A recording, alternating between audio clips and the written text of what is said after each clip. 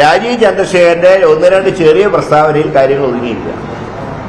അപ്പോൾ UDF-ന്റെ കൂടെ BJP ഉണ്ടെന്ന് ആരും കണക്കാക്കണ്ട. BJP ഇല്ല, BJP ഇടതുപക്ഷത്തിന്റെ കൂടെയാണ്.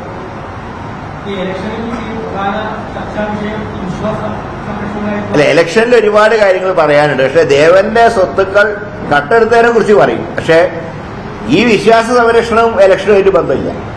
അത് ഞങ്ങൾ രാഷ്ട്രീയമായിട്ട് കൂട്ടിക്കുഴയ്ക്കാനും ആഗ്രഹിക്കുന്നില്ല. പക്ഷെ സ്വാഭാവികമായിട്ടും ഇതുപോലത്തെ സംഭവങ്ങളൊക്കെ പറയുമല്ലോ ഇലക്ഷൻ. അതല്ലാതെ ഇതിനെ വിശ്വാസവും ഈ ഇലക്ഷനുമായിട്ട് കൂട്ടിക്കുഴയ്ക്കേണ്ട ആവശ്യം ഇപ്പം ഞങ്ങൾക്കില്ല ആൾക്കാർ.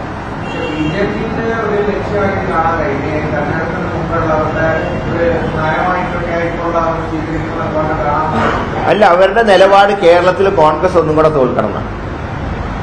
അത് അവരുടെ ലക്ഷ്യം. കോൺഗ്രസ് തകർന്നാൽ കുറെ അണികളെ ഞങ്ങൾക്ക് വശത്താക്കാൻ കഴിയുന്നതാണ്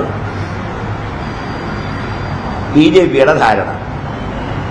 പക്ഷേ അവരുടെ പൊയ്മുഖം ജനം തിരിച്ചറിഞ്ഞു. അപ്പം അതിൻ്റെ അകത്ത് തന്നെ മലയാളം ശരിക്കും അറിഞ്ഞുകൂടാത്ത രാജീവ് ചന്ദ്രശേഖറും ഇംഗ്ലീഷ് ശരിക്കും അറിഞ്ഞുകൂടാത്ത വേറൊരു വിഭാഗം തമ്മിലുള്ള സംഘർഷമാണ് ഇപ്പോൾ പാർട്ടിക്കകത്ത് നടക്കുന്നത്. അതുകൊണ്ട് ആ പാർട്ടി ഇനി കേരളത്തിൽ ക്ലച്ച് പിടിക്കുന്നത് ഞങ്ങൾ ആരും പ്രതീക്ഷിക്കുന്നുമില്ല.